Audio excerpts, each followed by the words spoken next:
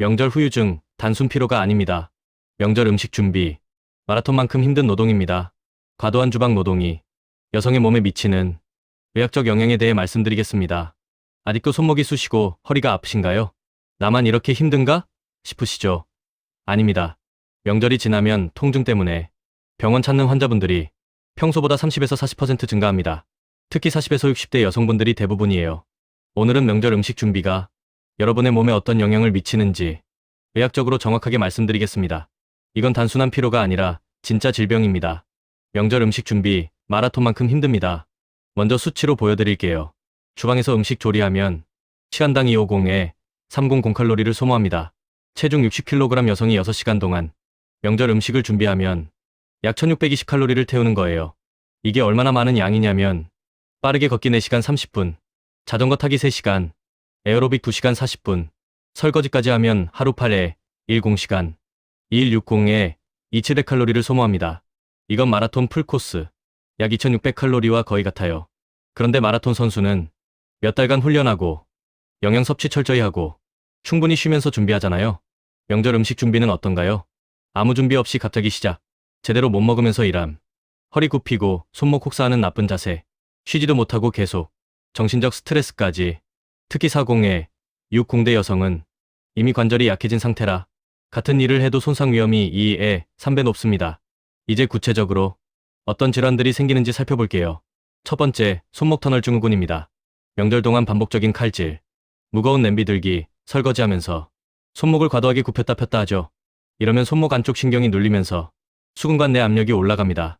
증상이 뭐냐면 엄지, 검지, 중지가 저리고 감각이 둔해짐, 밤에 통증 심해져서 잠 못 잠, 물건 자꾸 떨어뜨림, 아침에 손 붓고 뻣뻣함, 특히 50대 이후엔 폐경으로 힘줄의 염증이 더 잘 생깁니다. 그 상태에서 손목 혹사하면 만성화돼요. 2주 이상 저리면 꼭 병원 가세요. 방치하면 수술해야 할 수도 있어요. 두 번째, 허리 디스크입니다. 서서 조리하거나 허리 굽히고 설거지하면 허리뼈, 요추 4에 5번 사이 디스크의 압력이 어마어마하게 가해져요.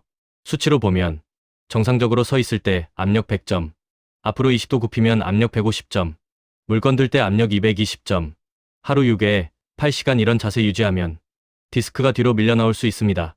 이미 허리가 안 좋았던 분들은 급성요통이나 다리 저림까지 올 수 있어요.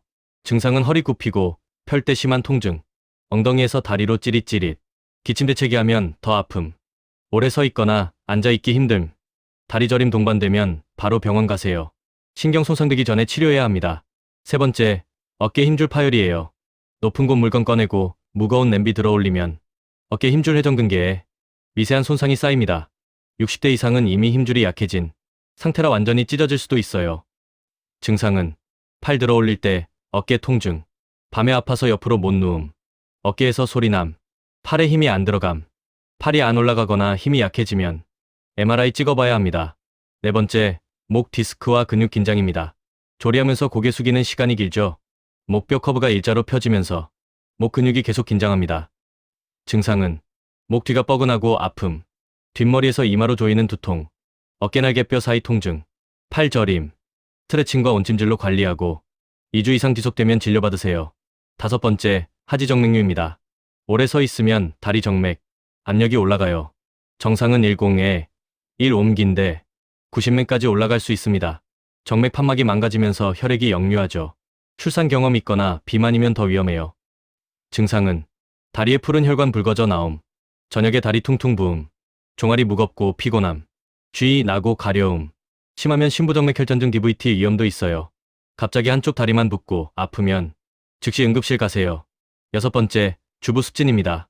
뜨거운 물과 세제에 계속 노출되면 피부 보호막이 파괴돼요. 정상 피부는 P4.5에서 5.5인데 세제는 P9에서 11로 강한 알칼리성이거든요. 아토피나 건성 피부면 더 쉽게 습진으로 진행됩니다. 증상은 손 갈라지고 건조함, 빨갛고 가려움, 물집 진물, 손가락 관절 갈라져서 피남.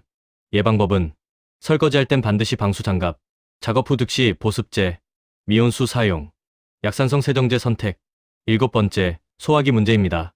명절엔 불규칙하게 먹고 기름지고 짠 음식 많고 스트레스까지 받죠. 스트레스 받으면 코르티솔이라는 스트레스 호르몬이 나오는데 이게 위산 분비를 늘려서 위 점막을 상하게 합니다. 증상은 속쓰림, 신물, 상복부 통증, 구역질, 설사나 변비, 더부룩함입니다. 예방법은 조금씩 자주 먹기, 기름진 음식 줄이기, 물 충분히 마시기, 소화제 준비해 두기. 8번째, 대사장애입니다. 불규칙한 식사로 혈당이 급등락하고 명절 음식의 엄청난 염분은 한 끼에 3,000에서 4,000미인데 혈압을 올립니다. 한국인 하루 권장량이 2,000미인데 말이에요.